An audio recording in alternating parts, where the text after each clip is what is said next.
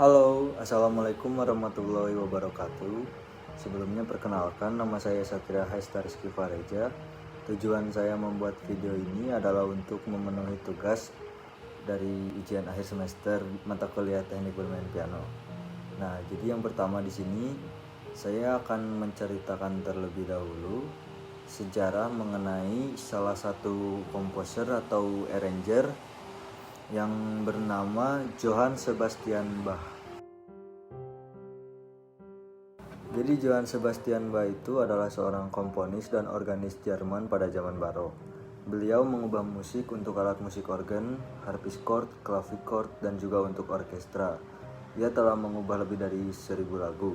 Set lagu oleh Bach, Brandenburg Concertos, lagu gereja Mass in B minor adalah yang paling terkenal.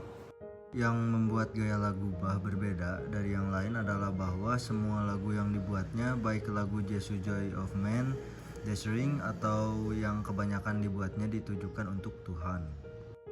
Masa pertama, Johann Sebastian Bach lahir pada tanggal 21 Maret 1685 di kota Eisenach, Jerman. Ayahnya bernama Johann Ambroius Bach. Dia adalah seorang pemain trompet dan dirijen orkes kota tersebut.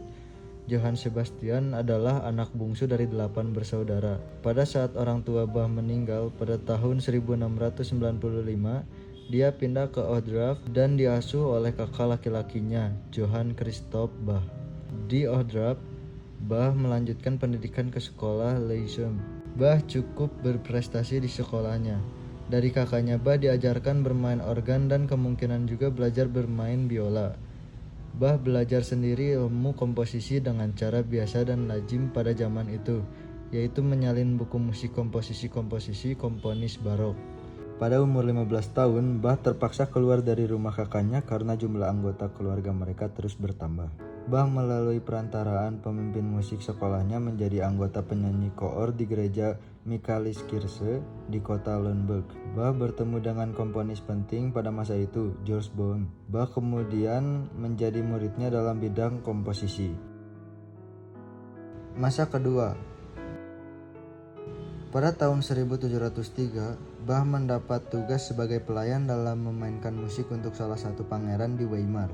Pada masa tersebut, Weimar diperintah oleh dua pangeran. Pada tahun 1705, Bach diizinkan cuti dan ia pergi ke kota Lübeck untuk mendengarkan penampilan Dietrich Buxtehude. Bach mengharapkan agar bisa mengambil posisinya sebagai organis setelah Buxtehude pensiun, tetapi ternyata Buxtehude meminta Bach menjadi penerus keluarganya dengan menikahi anak tertua dari 5 anaknya yang ditolak oleh Bach. Bach ternyata tinggal selama kurang lebih 3 bulan dan lebih lama dari jangka waktu cuti yang diberikan Dewan Gereja. Bach ditegur Dewan Gereja bukan karena keterlambatan, namun karena iringan-iringan koral untuk kebaktian dirasa terlalu sulit untuk diikuti oleh jemaat.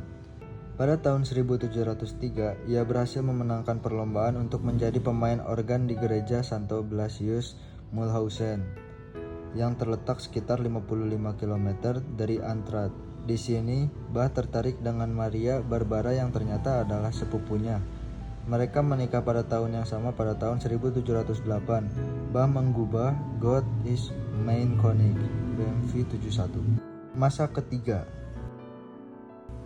Bach dipanggil untuk menjadi pemain organ oleh Pangeran Wilhelm Ernst, pangeran kota Weimar yang sangat terkesan dengan permainan Bach dan mendorongnya untuk membuat lebih banyak komposisi. Bach tinggal di Weimar sampai tahun 1717.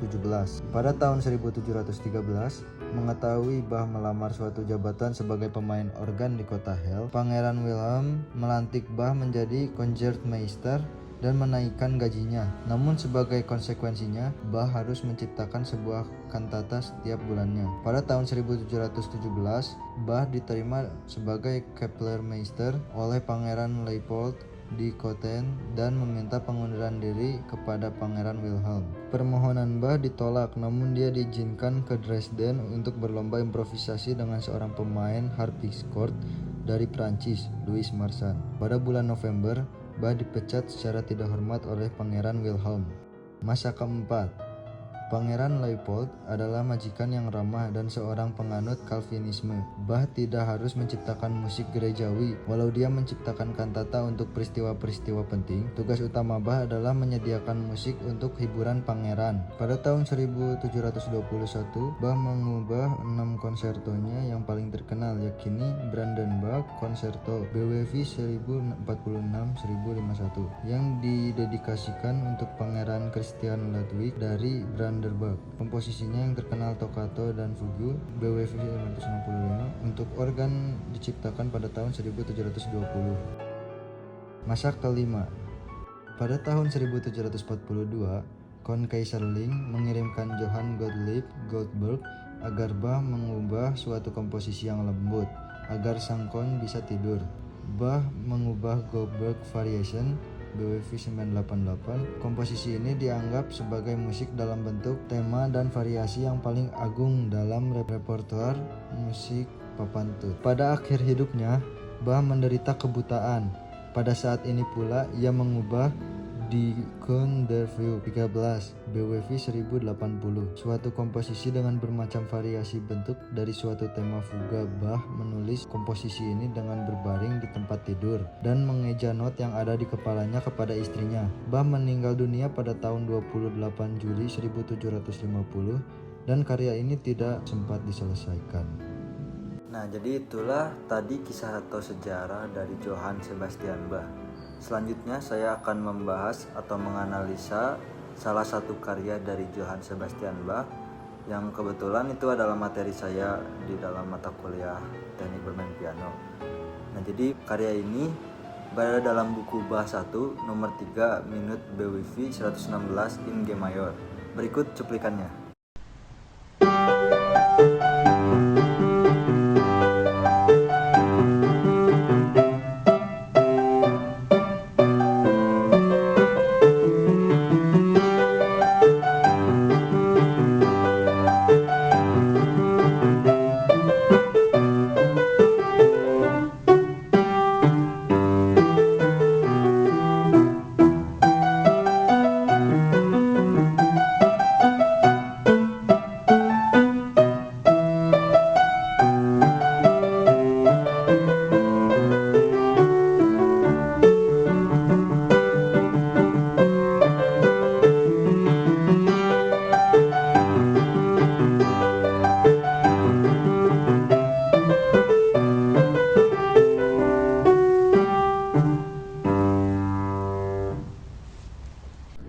Nah, bisa kita lihat terdapat partitur dari materi yang baru saja kita dengarkan. Jadi di sini untuk tangan kanan terdapat clef G, lalu di tangan kiri terdapat clef F dengan masing-masing bertonalitas G mayor atau satu kres yang bertempatan di sebelah tanda clef. Nah, untuk selanjutnya bisa kita lihat ada tanda birama 3/4. Buat yang belum tahu, jadi 3/4 itu artinya dalam setiap bar terdapat 3 ketuk dan not 1/4 dihitung 1 ketuk. Bar pertama dimulai dalam ketukan ke-1 dengan dinamika F atau forte yang artinya bersuara keras atau nyaring, dan di dalam bar ini bernuansa mayor hingga bar ke-16, dan setelah itu terdapat tanda pengulangan, maka artinya kita memainkan kembali dari awal hingga bar 16. Nah, setelah itu kita dapat melihat terdapat tanda dinamika P atau piano yang artinya bersuara lembut dengan nuansa minor. Oke, mungkin itu saja yang bisa saya sampaikan. Maaf bila kurang jelas atau penyampaian saya masih kurang. Semoga kalian mengerti dan bisa dipraktekkan. Terima kasih.